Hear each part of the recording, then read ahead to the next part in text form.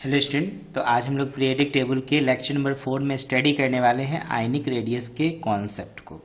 तो बच्चों, ionic radius बोले तो केटायन और एनायन, केटायन और एनायन। आपको पता होगा केटायन कैसे फॉर्म करते हैं बच्चों। केटायन लॉस ऑफ इलेक्ट्रॉन की वजह से होते हैं और एनायन गेन ऑफ इलेक्ट्रॉन के वजह से होते हैं। कहने का मतलब, आप एटम को ऑक्सीडाइज करोगे तो केटायन बनेगा, ठीक है, और रिड्यूस करोगे तो एनायन बनेगा। क्लियर है ना। जैसे देखो सोडियम है, सोडियम इलेक्ट्रॉन का लॉस करेगा तो देखो केटायन बन गया, और यही क्लोरीन जो है इलेक्ट्रॉन को गेन करके एनायन बना दिया। बात समझ रहे हो ना। अब ये केटायन एनायन की रेडियस को हम कैसे फाइंड आउट करेंगे, इस चीज के कॉन्सेप्ट को सीखते हैं। उससे पहले आपको ये पता होना चाहिए कि आयनिक रेडियस की परिभाषा क्या होती है। What is the definition of ionic radius. बच्चों, आयनिक रेडियस को क्या बोलोगे तो effective distance from the nucleus of ion to the point of which it has an influence in the ionic bond। समझ रहे हो ना मैंने क्या बोल रहा। आयनिक रेडियस को कैसे डिफाइन करोगे, पहले लिख लो। चलो एक डेफिनेशन सिर्फ लिख लेते हैं, ठीक है ना। It is defined as the effective distance from the nucleus of the ion to the point up to which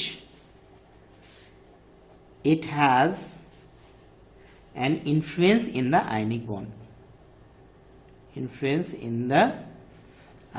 बच्चों, आयनिक बॉन्ड समझते हो ना, मेटल नॉन मेटल के कॉम्बिनेशन से जो बॉन्ड बनते हैं उसको हम लोग आयनिक बॉन्ड बोलते हैं। जैसे कि मान लो यहाँ पे Na+ और Cl- मिलके जो बॉन्ड बनाएगा इसको आयनिक बॉन्ड बोलेंगे और बनेगा ionic compound, that is NaCl। देखो बन गया ना। तो देखो यहाँ पर एक मान लो मैंने केटायन लिया और दूसरा मान लो हमने एनायन लिया। प्रैक्टिकली ये जो होगा एक दूसरे से थोड़ा सा डिफर होगा डिस्टेंस पे, क्योंकि देखो ये एक पॉजिटिव और निगेटिव चार्ज में एक प्रकार का अट्रैक्शन यहाँ पे आपको मिलेगा। आगे चल के हम लोग एक बॉर्न हैवर्ट साइकिल पढ़ेंगे। बॉर्न हैवर्ट साइकिल में हम लोग देखेंगे कि ये NaCl का फॉर्मेशन कैसे होता है। बच्चों, NaCl अभी तक जो आप पढ़ते आए हो कि Na+ और Cl- आपस में रिएक्ट करके बना लेगा NaCl, ऐसी कुछ बातें नहीं है बच्चों। NaCl बनने के लिए क्या होगा कि सोडियम को सॉलिड स्टेट से आना पड़ेगा गैसियस फेज में। गैसियस फेज में आने के बाद फिर ये रिएक्शन स्टार्ट करेगा। क्लोरीन को उसी तरह, क्लोरीन देखो सबसे पहले तो क्लोरीन गैसेस फॉर्म में होंगे तो Cl2 के बीच के बॉन्ड को तोड़ोगे तो Cl बनेगा। फिर Cl को गैसेस फॉर्म में आना होगा, ठीक है, ये तो गैसेस फॉर्म में है ही। फिर इसको इलेक्ट्रॉन को क्या करना पड़ेगा, गेन करना पड़ेगा, Cl- बनाएगा। बात समझ रहे हो ना। फिर इसके पीछे बहुत सारे एनर्जी की कहानी होगी, तब जाके ये Na+ और Cl- जो है यहाँ पे कुछ एनर्जी को रिलीज करेगा जिसको हम लोग लैटिस एनर्जी बोलेंगे, तब जाके मिलेगा। ये पूरी कहानी होती है। बात समझ रहे हो ना। तो अभी हम लोग बॉर्न हैवर्ट साइकिल को अभी स्टडी नहीं कर रहे हैं, इसमें बहुत सारी एनर्जी और भी आएगी, ठीक है। Ionisation energy, electron gain enthalpy, bond dissociation energy वगैरह वगैरह। तो अभी इस पर ज्यादा डिस्कस नहीं करना है, हमें समझना है आयनिक रेडियस, ठीक है ना। तो आयनिक रेडियस, आयनिक में आप देख रहे हो कि हमने केटायन बनाया, हमने एक एनायन बनाया। तो अगर मान लो इसका मैं सेंटर से एक लाइन ड्रॉ करूं और ये दोनों के बीच जो बॉन्डिंग है, इसके बीच का जो डिस्टेंस होगा बच्चों, इसी को हम रेडियस बोलेंगे। जैसे मान लो मैंने इसको केटायन लिखा है, मैंने इसको एनायन लिखा है, ठीक है ना, कोई दिक्कत नहीं। यहाँ पे केटायन का साइज मैं छोटा लिख रहा हूँ, एनायन थोड़ा सा मैंने बड़ा बना दिया।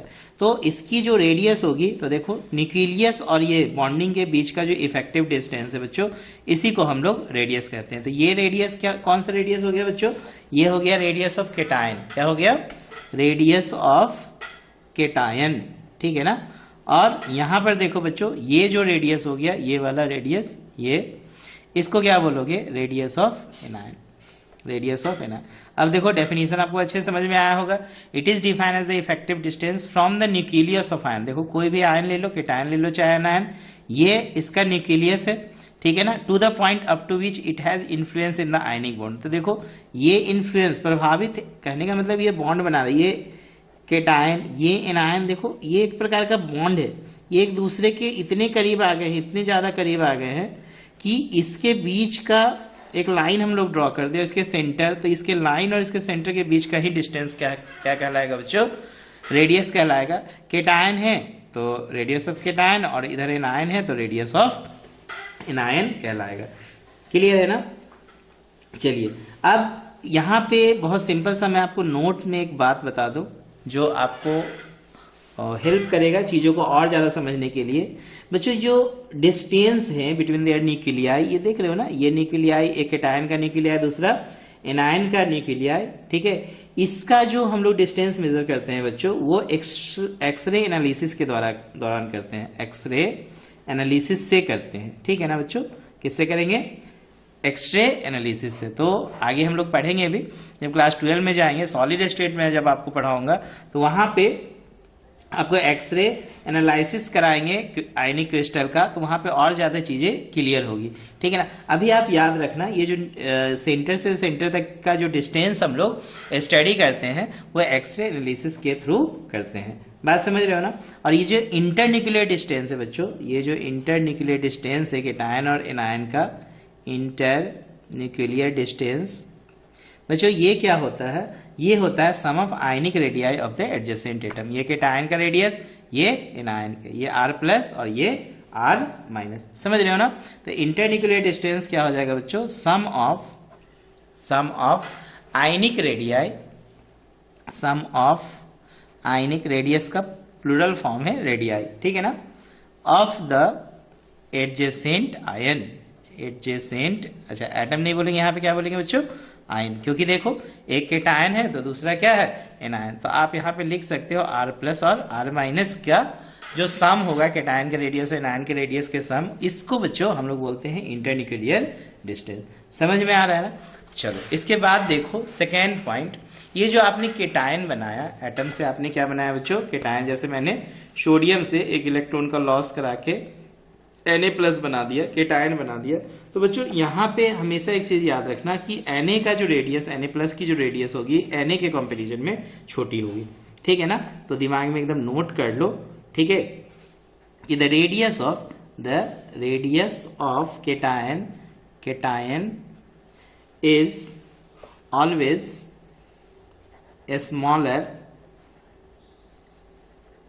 Smaller than that of parent atom, ठीक है ना? पेरेंट एटम समझ रहे हो ना? अब आप Na प्लस का कंपैरिजन Mg से तो नहीं ना करोगे, Na प्लस का Na से कंपैरिजन करोगे, तो Na की रेडियस क्या होगी बच्चों? छोटी होगी, जबकि Na का रेडियस बड़ा होगा। आप रीजन ढूंढो कि इसके पीछे क्या रीजन है। तो बच्चों रीजन यही है कि देखो यहाँ पे मैंने बोला इसकी रेडियस छोटी होगी, इसकी रेडियस बड़ी होगी।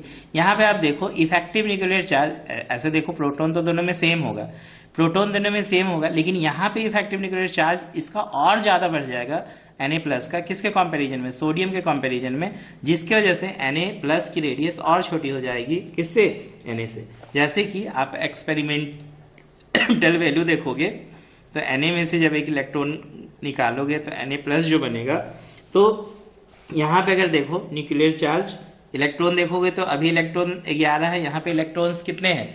10 है। और न्यूक्लियर चार्ज ये जो है नंबर ऑफ इलेक्ट्रॉन्स है, ठीक है ना? क्या है मैंने लिखा है यहाँ पे? नंबर ऑफ इलेक्ट्रॉन्स, याद रखना ये इलेक्ट्रॉन्स है। और यहाँ पे हम लोग लिख ले रहे हैं न्यूक्लियर चार्ज, ठीक है। अगर न्यूक्लियर चार्ज देखो बच्चों तो अभी भी इधर 11 है और इधर भी अभी भी 11 है। तो देखो न्यूक्लियर चार्ज इसका ज्यादा है, ठीक है, यहाँ पे भी न्यूक्लियर चार्ज तो बराबर है, लेकिन ये कम इलेक्ट्रॉन को झेलेगा और ये ज्यादा इलेक्ट्रॉन को झेलेगा। तो स्वाभाविक यहाँ पे कुछ ना कुछ तो रिपल्सन होगा, लेकिन यहाँ पे इसके कंपैरिजन में इलेक्ट्रॉन के बीच कम रिपल्सन होगा। कम रिपल्सन होने की वजह से इसका न्यूक्लियर का पावर इसके न्यूक्लियर से थोड़ा ज्यादा हो जाएगा तो Na प्लस का साइज छोटा हो जाएगा। ऐसा देखा गया है कि Na प्लस का साइज बच्चों 98 पिकोमीटर है, जबकि Na का 186 पिकोमीटर। अब आप समझ सकते हो कितना ज्यादा डिफरेंसेस हमें डिस्टेंस पिकोमीटर में मिल रहा है। बात समझ रहे हो ना? जस्ट इसका समझो कि ये जो है सोडियम से Na प्लस की रेडियस जस्ट हाफ हो गई, नहीं तो इतना याद रखना कि Na और Na प्लस में किसकी रेडियस बड़ी होगी बच्चों? तो सोडियम की रेडियस बड़ी होगी, और किसके कंपैरिजन में? Na प्लस के कंपैरिजन में। बात समझ रहे हो ना? चलो इसके बाद ये कहानी क्लियर हो गया। अब देखो मैं आपको डिफरेंट डिफरेंट एटम्स की कहानी बताता हूँ। ये सिर्फ सोडियम में ही मत लो बच्चों, ये आप कोई भी एलिमेंट लो, जैसे मान लो लिथियम ले लो, लिथियम के बाद क्या है सोडियम, सोडियम के बाद पोटासियम, ठीक है, पोटासियम के बाद आप मैग्नीशियम ले लो, कैल्शियम ले लो, कोई भी एलिमेंट्स लो, ठीक है, कैल्शियम ले लो, एल्युमिनियम ले लो, ठीक। अगर आप Li प्लस बनाओ, आप Na प्लस बनाओ, आप K प्लस बनाओ, आप Mg2 प्लस बनाओ, Ca2 प्लस बनाओ, Al3 प्लस बनेगा ना। देखो Al3 प्लस क्यों बनेगा बच्चों, क्योंकि इसके आउटर मोस्ट शेल में 3 इलेक्ट्रॉन है, 3 इलेक्ट्रॉन का लॉस करेगा तब जाके ये अपना इनर्ट गैस जो ऑक्टेट वाला रूल है, ठीक है, इनर्ट गैस कॉन्फ़िगरेशन को ये फुलफिल करेगा, स्टेबल होगा। तो स्टेबल होने के लिए ये 3 इलेक्ट्रॉनों का क्या करेगा बच्चों, लॉस करेगा। तो आप देखोगे बुक में जनरली आपको इसमें वैल्यू, एक्सपेरिमेंटल वैल्यू दिया रहेगा।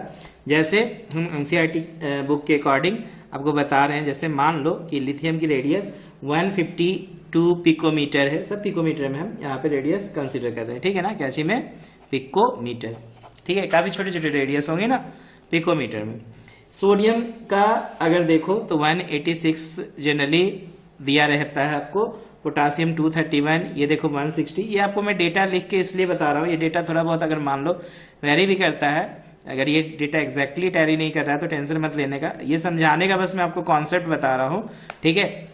ये मान लो एक्सपेरिमेंटल वैल्यू है, तो Li प्लस का जब एक्सपेरिमेंटल वैल्यू देखोगे, ठीक है ना, ये Li प्लस का तो देखोगे 78 हो गया पिकोमीटर, इसका देखोगे तो 98 हो गया, इसका देखोगे तो 133 हो गया, ये देखो तो 78 हो गया, ये देखो तो 106 हो गया, ये देखो तो 57। अब आप समझ सकते हैं अगर सिंगल सिंगल अगर आप स्टडी करो तो देखो लिथियम की रेडियस जो है 152 है, वहीं लिथियम प्लस की रेडियस 78 है। तो देख रहे हो ना, बिल्कुल बहुत ज्यादा आपको अंतर दिख रहा है ना, ठीक है। तो ये अंतर क्यों दिख रहा है बच्चों, इसमें तो देखो बहुत ज्यादा दिख रहा है, ये 57 है, ठीक है, और ये इसमें देखो 143 है। अब ये रेडियस और क्यों छोटा होता चला जा रहा है, देखो रेडियस छोटा होने का यहाँ पे बच्चों एक कारण है कि देखो Al3 प्लस तो अचानक नहीं बना, पहले Al प्लस बना होगा, फिर Al2 प्लस बना होगा, फिर Al3 प्लस बना होगा। तो Al3 प्लस होते होते देखो इसका इतना ना ज्यादा न्यूक्लियर का पावर हो जाता है कि वो इलेक्ट्रॉनों को तेजी से अपनी तरफ खींचता है, तो रेडियस बहुत छोटा हो जाता है। हाँ, अगर मान लो इसमें आपको बोल दे कि कंपैरिजन करो Al plus, Al2 plus, Al3 plus में किसकी रेडियस बड़ी होगी, तो स्वाभाविक है बच्चों Al प्लस की रेडियस बड़ी होगी Al2 प्लस से, और Al2 प्लस की रेडियस बड़ी होगी Al3 प्लस से। इसका मतलब सबसे छोटा जो है रेडियस किसका है बच्चों, Al3 प्लस का। बात समझ रहे हो ना, क्लियर है। तो एकदम कंफर्म हो गए आप कि जब ये आप केटायन वाला कहानी देखोगे तो पेरेंट एटम की रेडियस बड़ी होती है किससे, केटायन के कंपैरिजन में। क्लियर है ना, कौन से केटायन, उसी एटम के केटायन। Is it clear. और यहां पे भी देखो जैसे Mg के साथ 2 प्लस है तो पहले Mg प्लस बना होगा, फिर Mg2 प्लस बना होगा, तो स्वाभाविक है Mg प्लस की रेडियस बड़ी होगी किससे, Mg2 प्लस की, ठीक। और इससे बड़ी किसकी रेडियस हो जाएगी, Mg की हो जाएगी। बात समझ रहे हो ना। फिर देखो कैल्शियम, देखो कैल्शियम की रेडियस बड़ी होगी Ca प्लस से, और इसकी रेडियस बड़ी होगी Ca2 प्लस से। तो दिमाग में बैठा लो कि किसकी रेडियस बड़ी होने वाली है, केटायन और उसके पेरेंट एटम।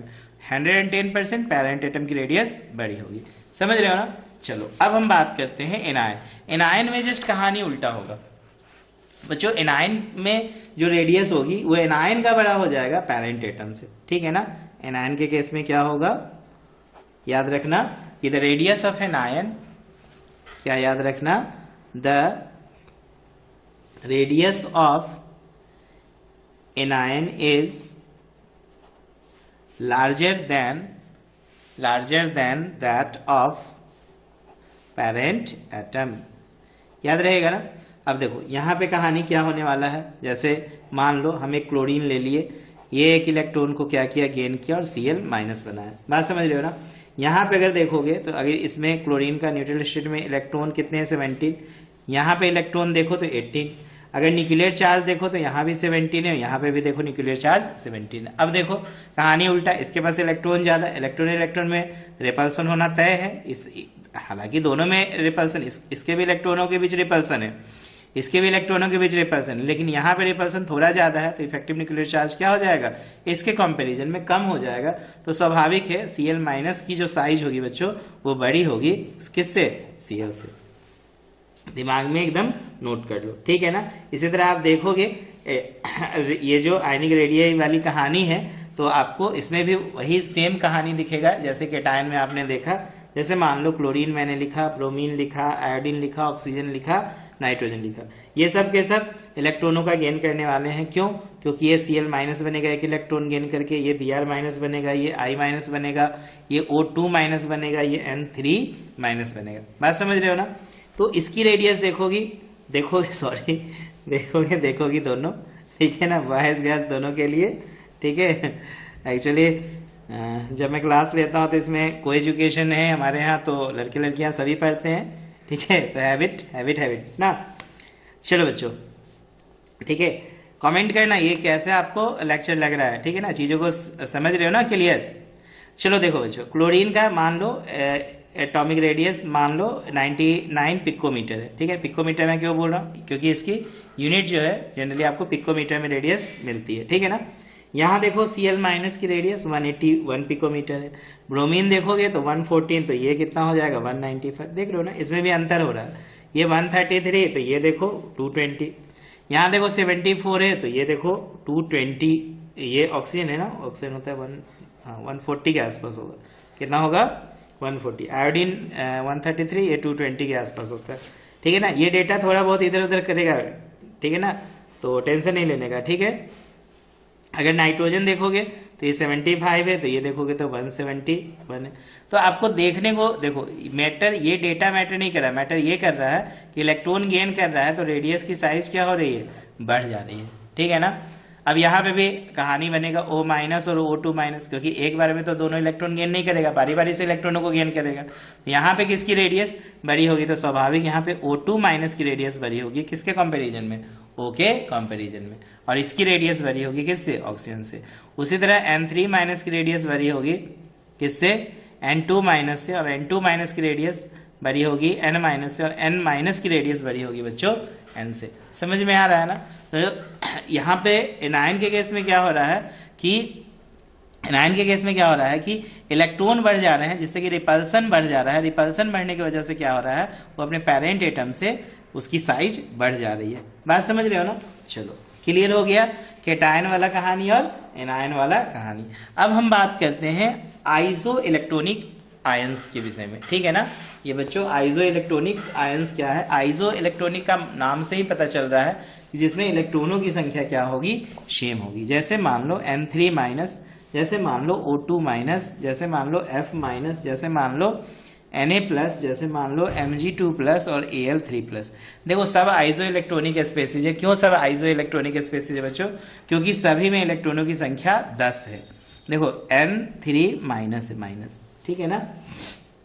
नाइट्रोजन 7 होता है, 3 इलेक्ट्रॉन गेन किया तो N3 माइनस बन गया। ऑक्सीजन 8 होता है, 2 इलेक्ट्रॉन गेन किया, O2 माइनस बन गया। फ्लोरीन 9 होता है, 1 इलेक्ट्रॉन गेन किया, F माइनस हो गया। सोडियम 11 होता है, 1 इलेक्ट्रॉन का लॉस किया, Na प्लस बन गया। मैग्नीशियम 12 होता है, 2 इलेक्ट्रॉन का लॉस किया, Mg2 प्लस बन गया। एल्युमिनियम 13 है, 3 इलेक्ट्रॉनों का लॉस किया, Al3 प्लस बन गया। अब आप देखो कि इसमें सब में इलेक्ट्रॉन्स की संख्या सेम है। अब यहाँ पे कहानी क्या होगा? अब आपसे पूछा जाएगा बताओ कि अब इसमें किसकी रेडियस ज्यादा होगी। तो बच्चों इस सिचुएशन में भी आपको देखना है, ठीक है, इफेक्टिव न्यूक्लियर चार्ज और इलेक्ट्रॉन रिपल्सन, ठीक है ना। तो आप देखो कि सबसे ज्यादा इफेक्टिव न्यूक्लियर चार्ज किसके पास होगा। तो बच्चों आप देख रहे हो इस सभी में अगर हम बात करें मैग्नीशियम, एल्युमिनियम सबको अगर ले लो बच्चों, तो आप देखो एल्यूमिनियम में जो है न्यूक्लियर चार्ज सबसे ज्यादा है, ठीक है ना। क्यों सबसे ज्यादा है? देखो इसके पास 13 प्रोटॉन है। 13 प्रोटॉन है तो स्वाभाविक है इसका न्यूक्लियस काफी पावरफुल होगा, ठीक है ना। तो इसका मतलब क्या हुआ कि इसकी साइज जो होगी सबसे बड़ी होगी Al3 प्लस का, ठीक है ना। उससे छोटा अगर बात करो तो Mg2 प्लस की होगी, ठीक है। Al3 प्लस प्रोटॉन बढ़ा, प्रोटॉन ज्यादा है नहीं, तो इसकी साइज बड़ी कैसे होगी? साइज तो छोटी हो जाएगी। सॉरी मैं उल्टा लिख रहा हूं ना, क्योंकि इफेक्टिव न्यूक्लियर चार्ज बहुत ज्यादा है। इफेक्टिव न्यूक्लियर चार्ज बहुत ज्यादा है, इसका मतलब इसका साइज क्या होगा? सबसे छोटा हो जाएगा। तो Al3 प्लस का साइज सबसे छोटा, उससे छोटा Mg2 प्लस, उससे छोटा देखो Na+ होगा, उससे छोटा देखो F- होगा, उससे छोटा देखो 2- और सबसे छोटा होगा बच्चों N3-। समझ में आ रहा है ना। हाँ, तो इफेक्टिव न्यूक्लियर चार्ज जितना ज्यादा होगा न्यूक्लियस का पावर बढ़ जाएगा, पावर बढ़ेगा, अब समझ सकते हो, पावर बढ़ेगा तो साइज क्या होगा, छोटा होगा। और जिसके पास प्रोटॉन जितना कम रहेगा उसमें इफेक्टिव न्यूक्लियर चार्ज उतना कम होगा, तो उसका साइज स्वाभाविक ही बढ़ेगा। देखो नाइट्रोजन में मात्र 7 प्रोटॉन है, ऑक्सीजन में 8 प्रोटॉन है, जबकि एल्युमिनियम में 13 प्रोटॉन है। इसका इफेक्टिव न्यूक्लियर चार्ज बहुत ज्यादा होगा, जिसकी वजह से इसकी साइज क्या होगी बच्चों, सबसे छोटा होगा। आई होप आपको समझ में आ रहा होगा आइसो इलेक्ट्रॉनिक स्पेसिस की कहानी। क्लियर है ना, पक्का, तो ध्यान देने का, ठीक है। चलिए अब हम लोग आगे बढ़ते हैं। इसकी साइज हमने देख लिया कि एल्युमिनियम 3+ का जो होगा साइज सबसे छोटा होगा ना, पक्का होगा। चलो, तो अब आपको मैं ये 3 कॉन्सेप्ट बताने के बाद कुछ नोट लिखाते चले जाता हूं, बस याद कर लो। पहला नोट, ठीक है, पहला नोट की ऑर्डर ऑफ रेडियस में एनायन की जो रेडियस होगी बच्चों वो हमेशा बड़ा होगा पेरेंट एटम से, और इसकी रेडियस बड़ी होगी हमेशा उस पेरेंट एटम के केटायन से। दिमाग में इस चीज को सेट कर लो कि ऑर्डर ऑफ रेडियस, क्या हम लोग बात कर रहे हैं बच्चों, ऑर्डर ऑफ रेडियस, ठीक है। पहली बात है कि एनायन की रेडियस हमेशा बड़ी होगी किससे, उस पेरेंट एटम से, और उस पेरेंट एटम की रेडियस बड़ी होगी उसके केटायन से, यदि वो केटायन फॉर्म करता है। समझ में आया, पक्का। तो एनायन की रेडियस बड़ी होती है एटम से, और एटम की रेडियस बड़ी होती है केटायन से। क्लियर है ना। रीजन क्या होगा, अगर मैं बात करूं यहाँ पे रीजन, तो बार बार मैं बोल रहा हूं, मोर इलेक्ट्रॉन्स, जितना ज्यादा इलेक्ट्रॉन्स रहेंगे बच्चों, जितना ज्यादा इलेक्ट्रॉन रहेंगे less effective nuclear charge, effective nuclear charge, ठीक है ना, याद रखना ये रीजन। और लेस इलेक्ट्रॉन्स बच्चों, लेस इलेक्ट्रॉन्स के विषय में यदि बातें करें तो more effective nuclear charge, more effective nuclear charge. Clear है ना। एग्जाम्पल अगर देखो, मैं पूछूं H+ और H-, ठीक है, मैं बोलूं किसकी रेडियस सबसे बड़ी है, तो स्वाभाविक है बच्चों यहाँ पे आप बताओगे आंसर में कि H- की रेडियस बड़ी है H से, और H की रेडियस बड़ी है H+ से। समझ में आ रहा है ना। अदर एग्जाम्पल ले लो, N-, N2-, N3-, ठीक है ना। अब बताओ इसमें किसकी रेडियस बड़ी होगी, और मान लो हम यहाँ पे N भी दे दिए, तो स्वाभाविक है, अभी ये जस्ट हम लोगों ने किया, ये तो किया है ना क्वेश्चन अभी जस्ट, ठीक है ना, कि N3 की रेडियस बड़ी होगी किससे, N2- से, N2- की रेडियस बड़ी होगी N- से, और उसकी रेडियस बड़ी हो जाएगी पेरेंट एटम से। अदर एग्जाम्पल ले लो, जैसे कि F- F और F+, ठीक है ना, F- और F+ में किसकी रेडियस बड़ी होगी बच्चों, तो F- की रेडियस बड़ी होगी किससे, F से, और F की रेडियस बड़ी होगी किससे बच्चों, F+ से। F बोले तो फ्लोरीन, ठीक है। अब बताओ Cr3+ और Cr6+, बताओ किसकी रेडियस बड़ी होगी, तो स्वाभाविक है इफेक्टिव न्यूक्लियर चार्ज किसका ज्यादा होगा, तो इसका ज्यादा होगा, क्योंकि इलेक्ट्रॉन बहुत ज्यादा कम हो गया है इसमें, तो प्रोटॉन स्वाभाविक है पूरा पावर दिखाएगा, तो Cr3+ की रेडियस बड़ी हो जाएगी Cr6+ से। जितना ज्यादा इफेक्टिव न्यूक्लियर चार्ज, रेडियस उतनी क्या होती चली जाएगी, छोटी होती चली जाएगी। समझ में आ रहा है ना। आई होप अब अच्छे से क्लियर हो गया होगा। अगर मैं बात करूं आयरन Fe2+ और Fe3+, अब बताओ किसकी रेडियस बड़ी होगी, तो स्वाभाविक है बच्चों यहाँ पे Fe2+ की रेडियस बड़ी होगी Fe3+, क्यों, क्योंकि Fe3+ के पास इफेक्टिव न्यूक्लियर चार्ज ज्यादा है। ठीक है, इतने एग्जाम्पल से कॉन्सेप्ट अच्छे से क्लियर है। चलिए आगे बढ़ते हैं, ठीक है। तो ट्रेंड क्या याद रखना बच्चों, ट्रेंड ये याद रखना कि along a period atomic radius decrease and along A group atomic radius increase, ठीक है ना। अब बोलो ऐसा क्यों, डाउन द ग्रुप क्या होगा बच्चों, डाउन द ग्रुप देखो प्रोटॉन भी बढ़ेगा, लेकिन प्रॉब्लम क्या होगा बच्चों, वहां पे सेल बढ़ जाते हैं, सेल बढ़ जाते हैं तो इलेक्ट्रॉन में रिपल्सन डोमिनेटिंग फैक्टर हो जाता है, जिसकी वजह से मैं बोल रहा हूँ डाउन द ग्रुप अगर आओगे, ग्रुप से डाउन होगे, नीचे होगे, तो एटम की साइज क्या हो जाती है, बढ़ती चली जाती है। समझ रहे हो ना, पक्का। चलो, और इसमें कुछ खास कहानी नहीं है। आई होप आपको अच्छे से समझ में आया होगा, ठीक है। इसके बाद हम लोग जब बनाएंगे कुछ क्वेश्चंस, इंपॉर्टेंट क्वेश्चंस, तो उसमें हम जेईई मेंस एडवांस में किस तरह के सवाल पूछे जाते हैं, ठीक है, आयनिक रेडियस हो या एटॉमिक रेडियस है, इस पे बेस्ड हम लोग सेपरेट लेक्चर बनाएंगे। तब तक के लिए मेहनत करो।